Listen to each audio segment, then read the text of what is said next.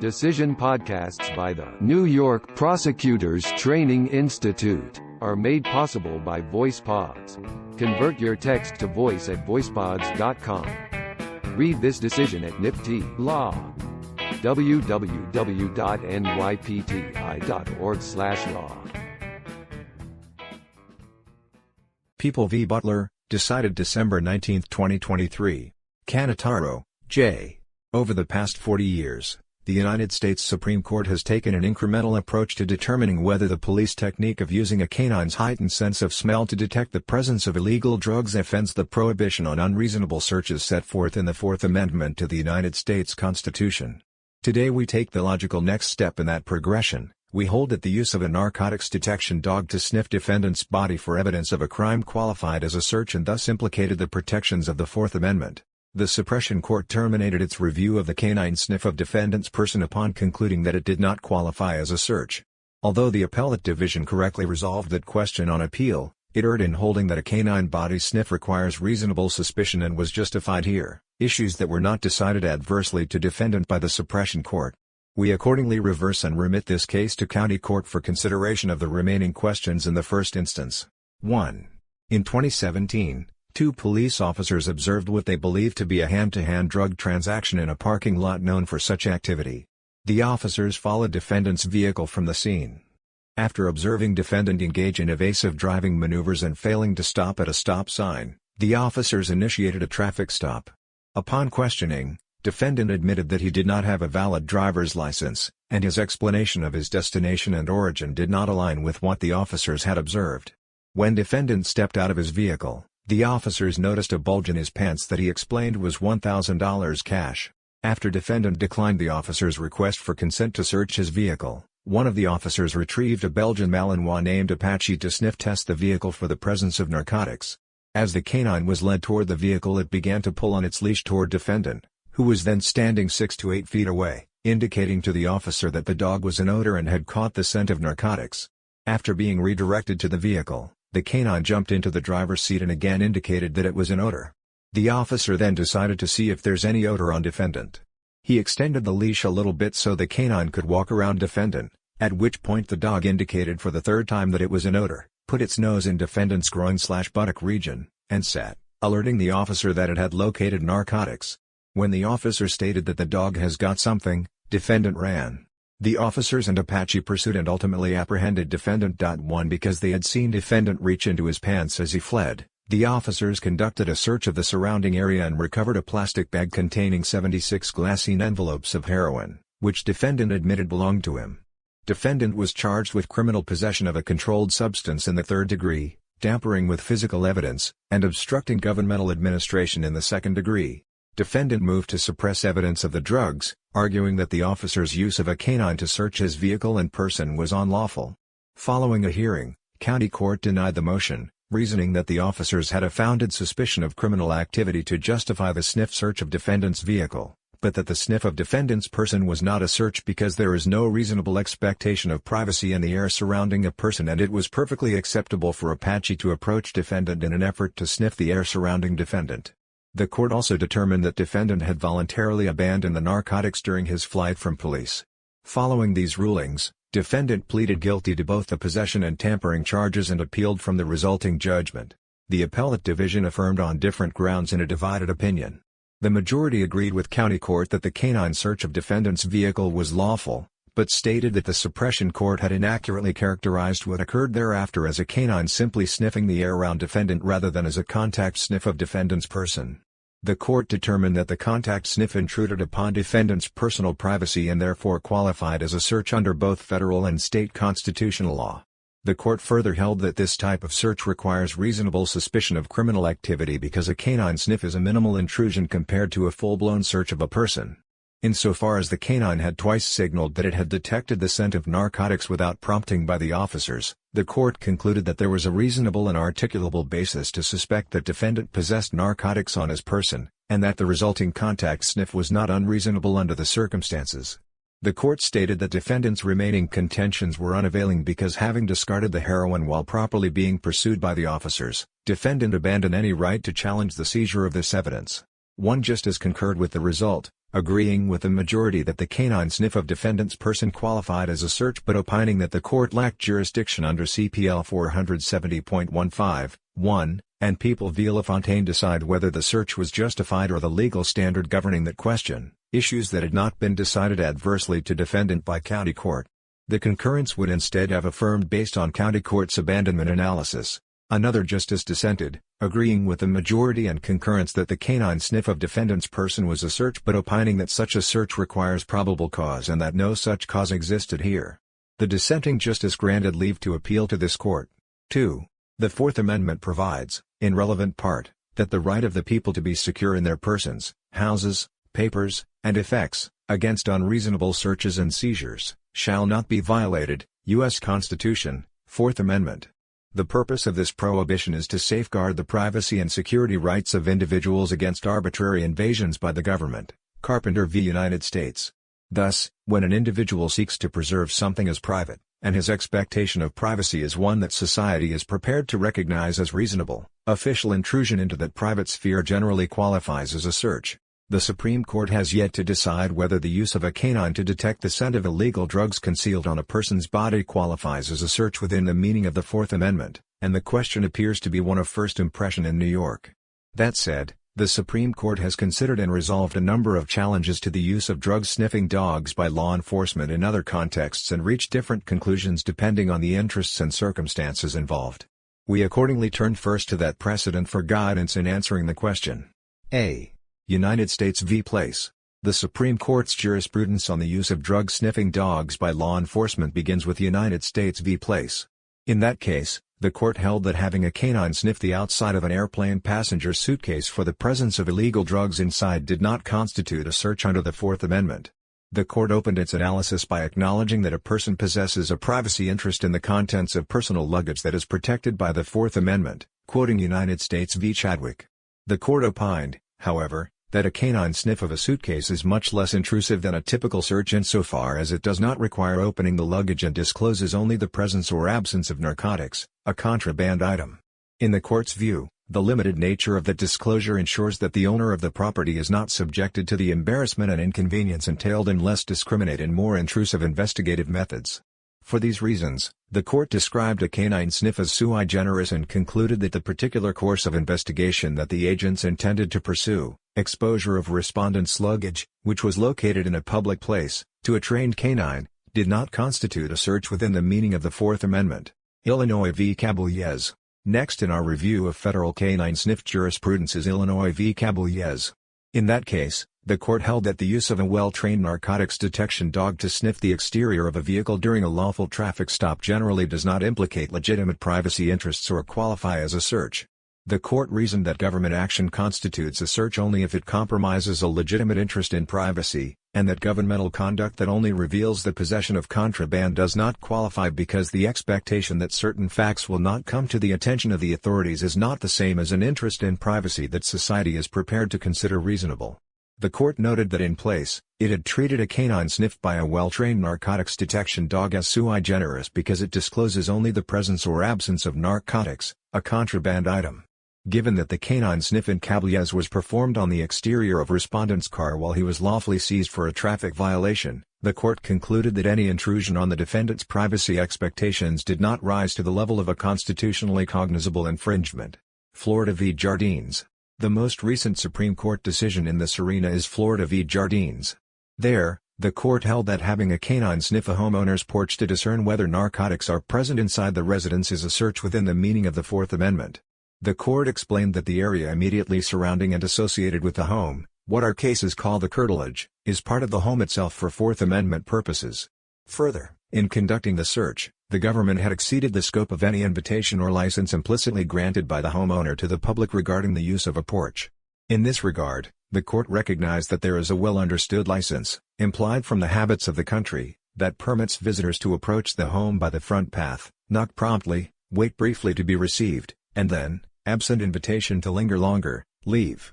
The court reasoned that such license permits a police officer not armed with a warrant to approach a home and knock, precisely because that is no more than any private citizen may do, quoting Kentucky v. King. But introducing a trained police dog to explore the area around the home in hopes of discovering incriminating evidence is something else. There is no customary invitation to do that. An invitation to engage in canine forensic investigation assuredly does not inhere in the very act of hanging a knocker.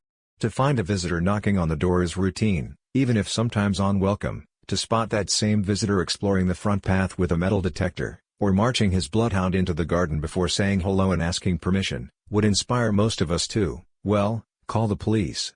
The scope of a license, express or implied, is limited not only to a particular area but also to a specific purpose. The court acknowledged holding in place in cablias that canine sniffs of closed suitcases and lawfully stopped automobiles generally do not violate legitimate privacy interests, but distinguished those decisions on the ground that the officers in Jardines had learned what they learned only by physically intruding upon an area protected as part of the home itself.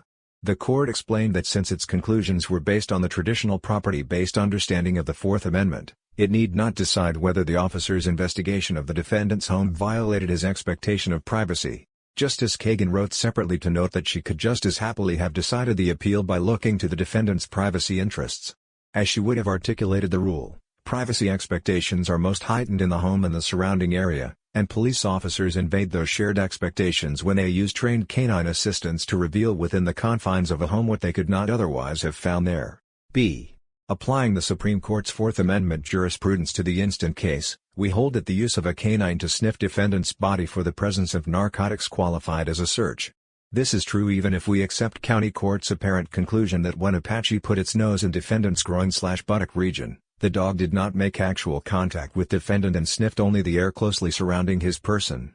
The lack of direct physical contact is not dispositive in this context because of the heightened interest society recognizes in the privacy and security of the human body, which can encompass space immediately surrounding the body and was clearly implicated by what occurred here, cf. Jardines. It cannot be disputed that society treats many matters related to the body as private, or that individuals have a significant interest in the security and integrity of their persons, see example Missouri v. McNeely, Skinner v. Rye. Labor Executives Association, Terry v. Ohio, Schmerber v. California. The Fourth Amendment protects those important interests from unreasonable intrusion by the government. Indeed, although this court has at times described governmental intrusion into the home as the chief evil against which the Fourth Amendment is directed, see People v. Levon, the text of the Constitution notably lists the right of the people to be secure in their persons first among the several areas entitled to protection, and the Supreme Court has recognized the heightened nature of that interest. U.S. Constitution, Fourth Amendment, see Terry, no right is held more sacred, or is more carefully guarded, than the right of every individual to the possession and control of his own person, free from all restraint or interference of others, quoting Union P. R. Company v. Botsford, see also Horton v. Goose Cr. Indiana School Dist. The Fourth Amendment applies with its fullest vigor against any intrusion on the human body.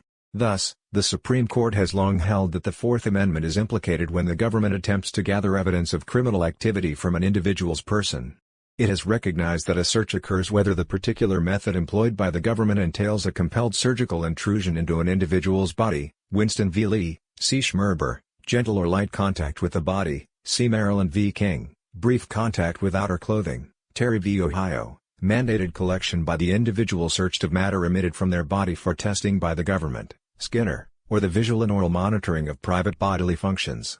In addition, multiple federal circuit courts have held that the use of magnetometers to detect concealed metal is a search, notwithstanding that the use of such technology does not involve physical contact and is far less intrusive than the use of large dogs to sniff people's bodies. Horton, see United States v. Alvarado. Even the unintrusive magnetometer walkthrough is a search in that it searches for and discloses metal items within areas most intimate to the person where there is a normal expectation of privacy. This precedent confirms that the presence or absence of direct physical contact with the body is not determinative of whether or not government conduct implicates the right of the people to be secure in their persons and qualifies as a search. The question turns instead on whether the conduct compromises personal dignity and violates reasonable social expectations concerning the security of one's body and the privacy of matters related thereto. See U.S. Constitution, Fourth Amendment, Skinner. The Fourth Amendment guarantees the privacy, dignity, and security of persons. King, the fact that an intrusion is negligible or severe is of central relevance to determining reasonableness, but it is still a search as the law defines the term. Compared to a sniff of an inanimate object like a closed suitcase or automobile, the sniffing of the human body involves an obviously greater intrusion on personal privacy, security, and dignity. Most people deliberately attempt not to expose the odors emanating from their bodies to public smell and experience anxiety and embarrassment at the thought of emitting odors, demonstrating the sensitivity of the matter, see Horton. Moreover, it is of little consolation in this context that the only information a canine may be capable of conveying to police is the presence of illegal drugs. The embarrassment and inconvenience of this type of search does not arise solely from fear that the canine will reveal the presence of contraband, compare place, but from the objectively undignified and disconcerting experience of having an unfamiliar animal place its snout and jaws in close proximity to, if not direct contact with, vulnerable parts of our bodies, see Horton, collecting academic commentary that the intensive smelling of people, even if done by dogs, is indecent and demeaning, compare Terry. Even a limited search of the outer clothing, in which an officer does not place his hand in an individual's pockets or under the outer surface of their garments, constitutes a severe, though brief, intrusion upon cherished personal security, and it must surely be an annoying, frightening, and perhaps humiliating experience. In this regard, it also cannot be ignored that some people are afraid of dogs, particularly police canines, which are usually quite large and can be cross-trained to apprehend fleeing suspects. See Anne L. Schiavone, Canine Catch-22, The Impossible Dilemma of Using Police Dogs on Apprehension, Police Executive Research Forum, Guidance on Policy and Practices for Patrol Canines, available at https://www.policeforum.org/assets/canines.pdf. Although deaths caused by canines are rare, fear and distrust of their use by law enforcement is not without justification, particularly considering the shameful history in this country of police using canines to intimidate and control people of color and marginalized communities. See example, Shottle Stewart, Man's Best Friend? How dogs have been used to oppress African Americans. In permitting Apache to approach and sniff defendant for evidence of criminal activity, the officers also exceeded the scope of any invitation or license implicitly granted by defendant with respect to his so-called personal space, cf. Jardines.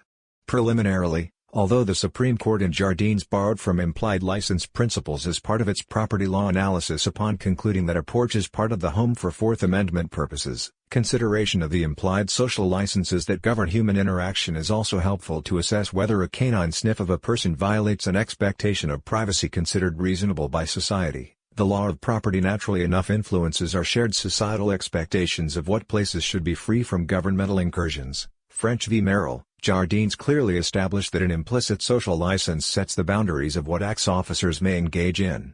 For our part, we will assume that when a person decides to venture out into the public square, they implicitly permit others, including not just friends and coworkers but certain strangers and even police, to approach and interact in ways that may put them in a position to notice odors emanating from the body, say, in a crowded queue or rush hour subway car. However, it is not part of the social convention for strangers to enter each other's personal space for the specific purpose of sniffing each other. Such conduct is likely to be considered alarming and intrusive. Even with pets, it is generally considered rude to allow one's dog to approach and intensively sniff a stranger without consent. And introducing a trained police dog to explore otherwise undetectable odors in the hopes of discovering incriminating evidence is something else entirely. It goes far beyond any implied social license or reasonable expectation. Jardines. Authorization to engage in canine forensic investigation assuredly does not inhere in the very act of venturing out in public. See Carpenter. A person does not surrender all Fourth Amendment protection by venturing into the public sphere. To the contrary, what one seeks to preserve as private, even in an area accessible to the public, may be constitutionally protected. Finally, a refusal by this court to recognize what occurred here as a search would sanction law enforcement to roam the streets of this state's cities and neighborhoods with police dogs arbitrarily sniffing people for evidence of crimes, a picture straight out of dystopian fiction. Recognizing this form of investigative technique as a search is therefore consistent with a central aim of the framers, which was to place obstacles in the way of a too-permeating police surveillance. Carpenter, quoting United States v. Deary. For all of these reasons, we conclude that the canine sniff of defendant's person qualified as a search under the Fourth Amendment. 3. The second question presented by this appeal is whether the Appellate Division could decide that a canine sniff search of a person requires reasonable suspicion and was justified in this case. We conclude that the Appellate Division lacked jurisdiction to resolve those issues because County Court did not decide them adversely to defendant. See LaFontaine. Section 470.15, of the Criminal Procedure Law functions as a legislative restriction on the Appellate Division's power to review issues either decided in an appellant's favor, or not ruled upon, by the trial court, People v. Harris. Here, the statute barred the appellate division from affirming defendant's judgment based on a ground not decided adversely to him by the suppression court. County court held that the canine sniff of defendant's person did not qualify as a search. The court did not decide the standard that would govern if the canine sniff did so qualify, much less whether that standard was met.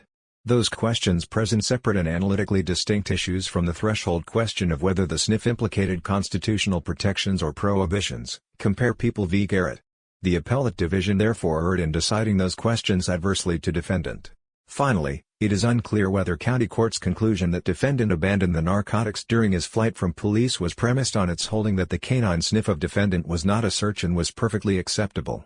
Because abandonment analysis turns largely on whether the law enforcement conduct preceding the purported abandonment was lawful or unlawful, see People v. Ramirez Puerto Real, People v. Butler. Consideration of this issue potentially raises another LaFontaine issue and must also be referred back to county court. Accordingly, the order of the appellate division should be reversed, and the case remitted to county court for further proceedings in accordance with this opinion. Order reversed, and case remitted to county court, Broome County, for further proceedings in accordance with the opinion herein. Opinion by Judge Canataro. Decided December 19, 2023. Decision podcasts by the New York Prosecutors Training Institute are made possible by VoicePods. Convert your text to voice at voicepods.com. Read this decision at NYPTI Law. www.nypti.org/law